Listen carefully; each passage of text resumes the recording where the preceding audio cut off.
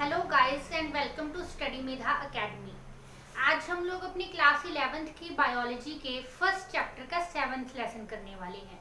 हमारी पिछली वीडियोस में हम लोगों ने डिस्कस किया था what is systematic and what are binomial nomenclature, जिसमें हमने ये जाना था कि साइंटिफिक नेमिंग के प्रोसेस को हम लोग बायनॉमियल नोमेनक्लेचर बोलते हैं। और इस चीज की क्या वजह है कि उसे बायनॉमियल नोमेनक्लेचर बोला जाता है, वो ये कि जो बाइनोमियल नोमेनक्लेचर होता है या फिर साइंटिफिक नेम्स होते हैं वो दो अलग अलग वर्ड से मिलके बने होते हैं, जिसमें जो फर्स्ट वर्ड होता है वो होता है जीनस और सेकंड वर्ड होता है स्पीसी। तो इस तरह से हम लोगों ने साइंटिफिक नेमिंग को जाना था और साइंटिफिक नेमिंग के रूल्स को जाना था कि कैसे जो जीनस होता है हमेशा कैपिटल लेटर से स्टार्ट किया जाता है और जो स्पीसी होती है वो हमेशा स्मॉल लेटर से स्टार्ट करते हैं। और आज हम लोग पढ़ने वाले हैं उसी टॉपिक को आगे कंटिन्यू करते हुए टैक्सोनॉमिक कैटेगरीज। टैक्सोनॉमिक कैटेगरीज उन कैटेगरीज को बोला जाता है जिनमें ऑर्गेनिजम्स को क्लासिफाई किया जाता है। अगर आप लोगों ने हमारे सिस्टमैटिक्स लेसन की वीडियो देखी होगी तो आपको याद होगा कि सिस्टमैटिक्स बोला जाता है ऑर्गेनिजम्स को डाइवर्सिफाई, ऑर्गेनिज्म को कैटालॉग करने की स्टडी को, जिसमें हम लोग ऑर्गेनिज्म को ऐसी कैटेगरीज में कैटेगराइज कर देते हैं, सेपरेट कर देते हैं, जिससे कि उनको स्टडी करना आसान हो जाए। तो आज हम लोग उसी लेसन को आगे बढ़ाते हुए उन कैटेगरीज को स्टडी करने वाले हैं, उन टैक्सोनॉमिक कैटेगरीज को जिनमें ऑर्गेनिजम्स को बाइफरकेट किया जाता है। तो चलिए शुरू करते हैं, लेकिन सबसे पहले हम लोग जानेंगे कि टैक्सोनॉमिक कैटेगरीज होती क्या है। तो ये देखिए,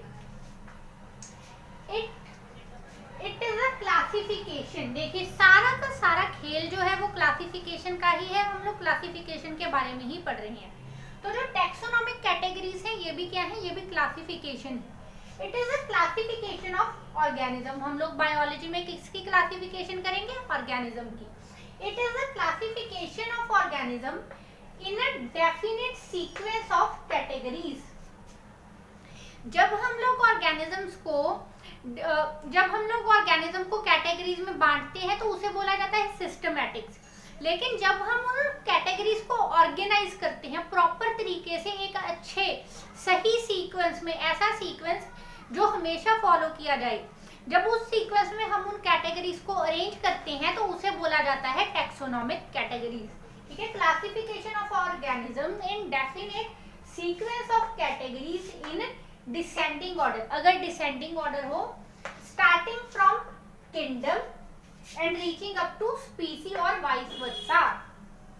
यानी कि अगर हम लोग ऑर्गेनिज्म की कैटेगरीज को डिसेंडिंग ऑर्डर में अरेंज करें, जिसमें जो फर्स्ट स्पीसी होगी वो होगी किंगडम और लास्ट होगी स्पीसी, तो उसे बोला जाता है टैक्सोनॉमिक कैटेगरीज।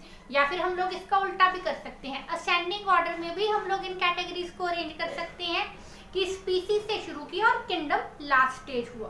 तो इस तरह से ऑर्गेनिजम्स की कैटेगरीज को अरेंज करने के प्रोसेस को बोला जाता है टैक्सोनॉमिक कैटेगरीज। तो ये जो टैक्सोनॉमिक कैटेगरीज हैं उनका एक रूल है हमेशा जो फॉलो होता है, वो ये the number of similar characters. Categories जो है किस बेसिस पे बनी थी आपको याद है? अगर नहीं याद तो अभी आप आई बटन दबा के हमारे सिस्टमैटिक्स वाली वीडियो जरूर देखें। ठीक है, टैक्सोनॉमी किस बेसिस पे थी, सिस्टमैटिक कैसे बना था, कैसे हुई थी कैटेगरीज ऑर्गेनिज्म की, ऑन डिपेंडिंग सिमिलर कैरेक्टर।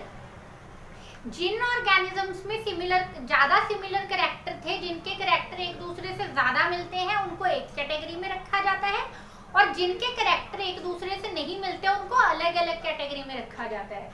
तो अब ये रूल क्या बोलता है, the number of similar characters of categories decreases. ठीक है, सिमिलर नंबर ऑफ कैरेक्टर जो है डिक्रीज होता है from lowest rank of species to highest rank of kingdom. इन्होंने कहा है कि अगर हम लोग स्पीसी से किंगडम की तरफ जाएं, ठीक है, लोएस्ट रैंक कौन सा होता है टैक्सोनॉमिक कैटेगरीज में, जो लोएस्ट रैंक होता है वो होता है स्पीसी। तो अगर हम लोग स्पीसी से किंगडम्स की तरफ जाएं तो इसमें जो सिमिलर कैरेक्टर होंगे वो भी डिक्रीज करते जाएंगे। नंबर ऑफ similar characters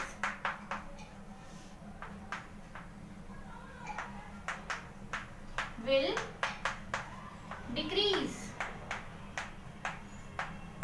इसका मतलब क्या है कि जो स्पीसीज हैं उनमें कैरेक्टर सबसे ज्यादा सिमिलर होंगे और जो किंगडम है उनमें नंबर ऑफ सिमिलर कैरेक्टर सबसे कम होंगे।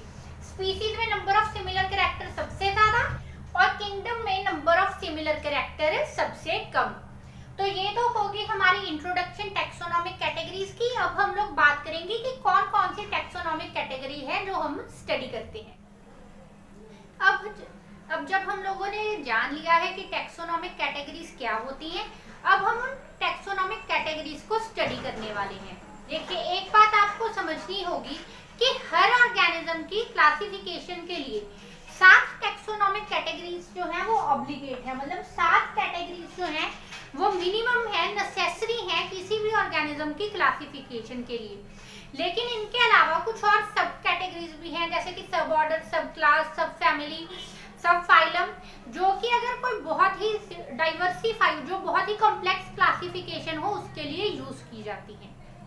तो अब अगर आपको ये वाला फ्लो चार्ट दिख रहा है, this is a flow chart, तो क्या आप बता सकते हैं कि ये असेंडिंग ऑर्डर में है या डिसेंडिंग ऑर्डर में? देखिए, स्पीसी से जीनस, जीनस से फैमिली, स्पीसी से किंगडम की तरफ ये जो फ्लो चार्ट है ये प्रोग्रेस कर रहा है। तो क्या ये असेंडिंग ऑर्डर में है या डिसेंडिंग ऑर्डर में है कैटेगरीज? अगर आपको जवाब पता है तो अभी के अभी कमेंट करके बताइए, ताकि हमें भी पता चल सके कि आप लोगों को समझ आ रहा है, हम लोगों की जो मेहनत है वो रंग ला रही है। तो अभी के अभी कमेंट करके बताइए कि ये असेंडिंग ऑर्डर में है या डिसेंडिंग ऑर्डर में। बताइए। ये है असेंडिंग ऑर्डर में। असेंडिंग ऑर्डर में क्यों? क्योंकि स्पीसी जो है ये क्या है? It is the lowest rank. ठीक है, स्पीसी जो है it is the lowest rank. और किंगडम क्या है? Kingdom is the highest rank. Kingdom is highest rank. तो स्पीसी से लोएस्ट की तरफ, जब लोएस्ट से हाईएस्ट की तरफ जाते हैं तो उसको क्या बोला जाता है? उसको बोलते हैं असेंडिंग ऑर्डर ऑफ कैटेगरीज। तो ये कैटेगरीज जो है, टैक्सोनॉमिक कैटेगरीज कैसे अरेंज हुई है? ये अरेंज हुई है असेंडिंग ऑर्डर में। तो अब हम लोग बात कर रहे हैं सबसे लोएस्ट कैटेगरी की, जो कि है स्पीसी। तो स्पीसी क्या होती है? स्पीसी वो ऑर्गेनिज्म होते हैं जो आपस में ब्रीड करें।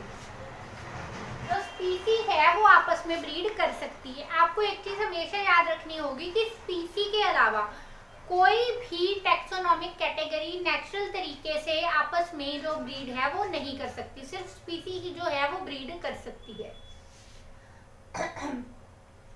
स्पीसी के बाद आता है जीनस। अब जीनस क्या है? जीनस बोला जाता है ग्रुप ऑफ स्पीसी। ऐसी कैटेगरी जिसमें एक जैसी मिलती हुई स्पीसीज हो उसको बोला जाता है जीनस।